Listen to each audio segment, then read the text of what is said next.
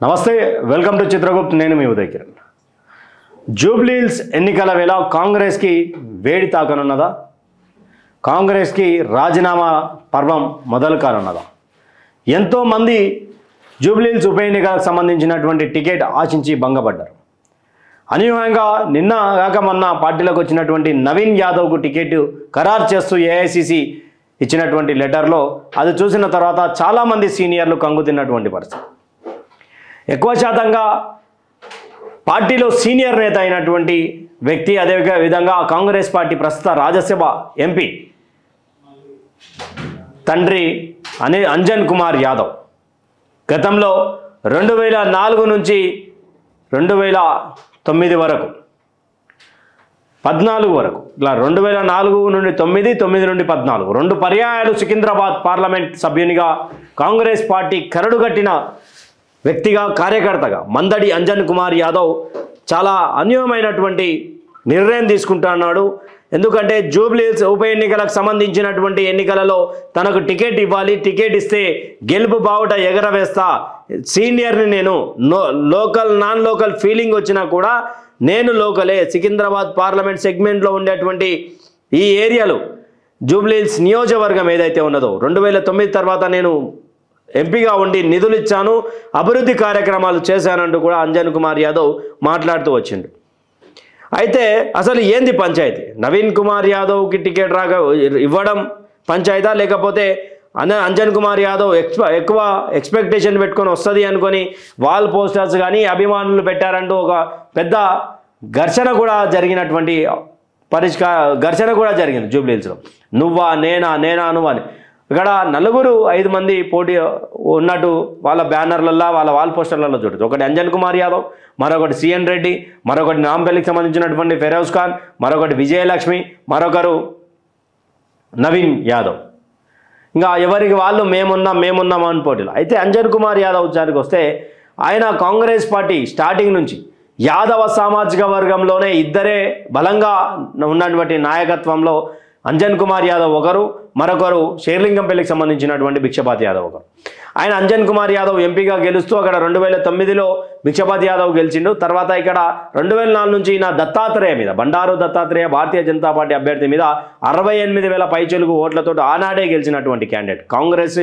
నమ్మినటువంటి బంటు సోనియా గాంధీకి రాహుల్ గాంధీకి బాగా దగ్గరి సంబంధాలు ఉన్నటువంటి నాయకుడు అయితే ఈరోజు అంజన్ కుమార్ యాదవ్కి టికెట్ రాకపోవడానికి గల కారణాలు ఏంటి అసలు అంజన్ కుమార్ యాదవ్ జూబ్లీ హిల్స్ టికెటే ఎందుకు అడిగిండు ఇవన్నీ కూడా మాట్లాడుకునే ప్రయత్నం చేద్దాం తర్వాత 2023లో టికెట్ ఇచ్చిర్రు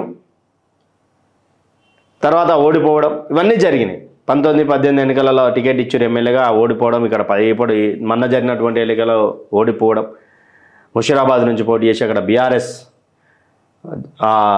ఆయన గెలవడం ముఠాగోపాల్ గెలవడం తర్వాత ఎంతగా స్టోరీ నడిచింది తర్వాత అనూహ్యంగా అనిల్ కుమార్ యాదవ్ తన కుమారుడికి రాజ్యసభ ఎంపీ ఇచ్చారు తర్వాత కుమారునికి తండ్రి మధ్య ఉన్నటువంటి ఘర్షణ లేకపోతే ఇది ఏంది అనేది వైరుధ్యాలు అర్థం కావట్లేదు అయితే అంజన్ కుమార్ యాదవ్ తెలంగాణ రాష్ట్రంలో ఉన్నటువంటి యాదవ సంఘంలో యాదవ కులస్తులలో బడా లీడర్ అని చెప్పుకోవచ్చు అంత పేరున్నటువంటి నాయకులు కూడా ఎవరు లేరు బహుశా ట్విన్ సిటీస్లలో యాదవ్లకు చాలామంది పేరున్న రాజకీయంగా భిక్షపతి యాదవ్కి ఒకరికి మరియు అంజన్ కుమార్ యాదవ్కి ఇద్దరికే పేరున్నటువంటి తరుణం అయితే ఇప్పుడు రాజీనామా కరుడు కట్టినటువంటి కాంగ్రెస్ కార్యకర్తగా పేరున్నటువంటి భిక్షపతి యాదవ్ అంజన్ కుమార్ యాదవ్ తన కుమారునికి రాజ్యసభ ఎంపించినా కూడా రాజీనామా వైపు పోతా ఉన్నాడు రెబల్ అని ఒక సైడ్ ఏమో బీజేపీలోకి భిక్షపతి యాదవ్ ఆల్రెడీ వెళ్ళిపోయాడు తన కుమారుడు రవికుమార్ యాదవ్ దీంట్లోకి వెళ్ళిపోయాడు బలమైన అప్పుడు కూడా యూత్ కాంగ్రెస్ రాష్ట్ర అధ్యక్షునిగా అనిల్ కుమార్ యాదవ్ ఉపాధ్యక్షునిగా రవికుమార్ యాదవ్ యాదవ సామాజిక వర్గాలకు సంబంధించినటువంటి విషయంలో మాట్లాడుతుంది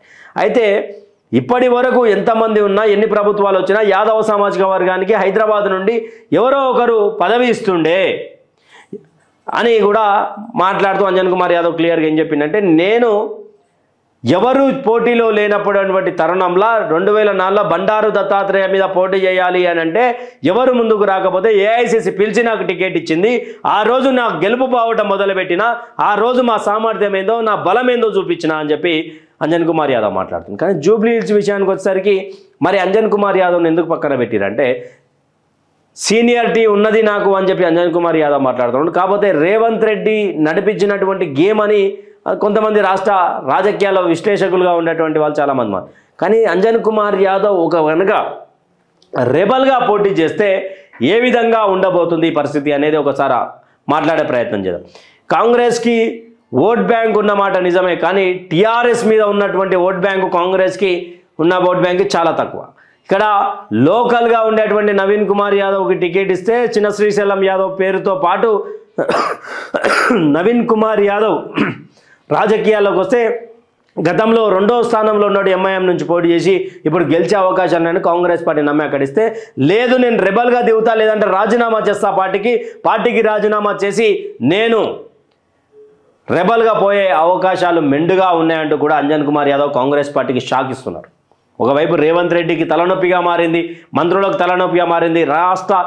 రాష్ట్రంలో మంత్రిగా ఉన్నటువంటి వ్యక్తి ఇప్పుడు హైదరాబాద్ ఇన్ఛార్జ్గా ఉన్నటువంటి పొన్నం ప్రభాకర్కి ఇదే కీలక పాత్ర పోషించి ఇక్కడ నవీన్ కుమార్ యాదవ్కి టికెట్ ఇచ్చిండని చెప్పి ఇవన్నీ కూడా వివిధ రకాలుగా వినిపిస్తూ ఉన్నటువంటి తరుణం.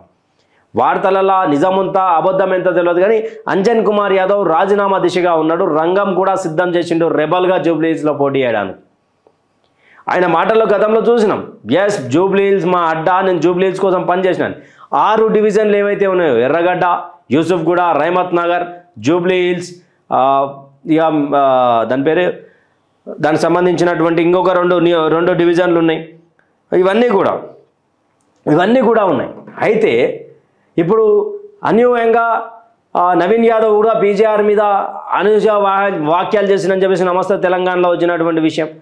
నవీన్ యాదవ్ మీద కొంచెం ఇబ్బందికరంగా వసూలు చేస్తారని ఒక పేరున్నది.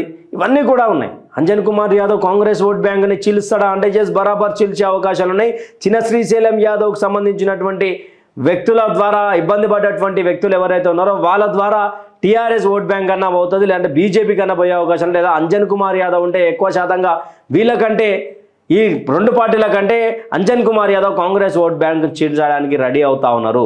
ఆల్రెడీ అంజన్ కుమార్ యాదవ్ రాజీనామా చేస్తాడనే తెలిసినటువంటి తరుణంలో ఇక్కడ పొన్నం ప్రభాకర్, టీపీసీసీ మహేష్ గౌడ్, తర్వాత వివేక్ వెంకటస్వామి కలవడం జరిగింది. అసలు ఏం చర్చ జరిగింది, అసలు నిజంగా రెబల్గా పోతాడా కాంగ్రెస్ పార్టీ గనక ఇప్పుడు ఓడిపోతే మాత్రం భవిష్యత్తు అనేది హైదరాబాదులో లేదు. ఈ ఉప ఎన్నికలలో max to max Naveen Yadav గెలుపు కంటే టీఆర్ఎస్ గెలుపు నల్లేరు మీద నడకే. నల్లేరు మీద క్లియర్ వే ఉన్నది, ఫ్లైఓవర్ ఉన్నది, నడుచుకుంటూ వెళ్ళిపోతారు వాళ్ళు. సానుభూతి కావచ్చు, ఇక్కడ ఉన్నటువంటి హైడ్రా ఇబ్బందులు కావచ్చు, ఇవన్నీ కూడా. కానీ అంజన్ కుమార్ యాదవ్ ఒకవేళ నిజంగానే కాంగ్రెస్ గెలిచే అవకాశాలు ఉన్నాయంటే అంజన్ కుమార్ యాదవ్ రెబల్గా పోటీ చేస్తే కనుక కాంగ్రెస్ పార్టీకి ఓటమి కానీ పక్క, కాంగ్రెస్ పార్టీకి ఓటమి పక్క. ఇది రాసి పెట్టుకోండి. ఈయన ఒక 15 నుంచి 20 వేల ఓట్ బ్యాంక్ చీల్చినా కూడా అది కాంగ్రెస్ పార్టీకి సంబంధించినటువంటి ఓట్ బ్యాంకే ఉంటుంది, కానీ ఇతరుల ఓట్ బ్యాంక్ ఉండదు. ఎందుకంటే గతంలో ఎంపీగా చేసినటువంటి వ్యక్తి ఆయన. 2014 నుంచి ఆయన రాజకీయాలకు దూరంగా ఉన్న 2014 తర్వాత ఆయన ఓడిపోతూ వస్తున్నా అక్కడ సికింద్రాబాద్ పార్లమెంట్లో కిషన్ రెడ్డి గారు 2-3 పర్యాలు గెలుచుకుంటూ వస్తున్నా ఇవే జరుగుతూ ఉన్నటువంటి సందర్భాలు. దత్తాత్రేయ తర్వాత ఒక వెలుగు వెలిగిండు ఎంపీ, సికింద్రాబాద్ ఎంపీగా. ఆయన బీజేపీలో ఉన్నాడు, ఈయన కాంగ్రెస్లో ఉన్నాడు. అదే విధంగా రాజశేఖర రెడ్డికి చాలా సన్నిహితుడు, చాలామంది సీనియర్లకు సన్నిహితులు, రాజకీయాన్ని నడిపించినటువంటి అంజన్ కుమార్ యాదవ్ ఈరోజు పార్టీకి దూరం అవుతా ఉన్నాడు అనేది చాలామంది జీర్ణించుకోలేనటువంటి విషయం. అంజన్ కుమార్ యాదవ్ చేసినటువంటి రాజకీయం హైదరాబాద్ యాదవ్లలో ఎవరు చేయరు. చాలామంది యాదవులు ఫేమస్ ఉన్నా కానీ అంజన్ కుమార్ యాదవ్ రాజకీయంగా బలపడ్డాడు, రాజకీయంగా బలం చేకూర్చిండు పార్టీకి. కరడు కట్టినటువంటి కార్యకర్తకు కాంగ్రెస్ పార్టీలో ఎక్కడా ప్లేస్ ఉన్నదనేది మీరే చెప్పాలా. మీ కామెంట్లో చెప్పండి. అంజన్ కుమార్ యాదవ్ నిజంగా జూబ్లీహిల్స్ రెబల్గా పోటీ చేస్తే, కాంగ్రెస్ రెబల్గా పోటీ చేసినా, రాజీనామా చేసి ఇండిపెండెంట్గా చేసినా కాంగ్రెస్ పార్టీ గెలిచే అవకాశాలు ఉన్నాయా అనేది మీ కామెంట్ల రూపంలో చెప్పండి. Stay tune with Chitragupta, signing off మీ దగ్గర. Thank you for watching.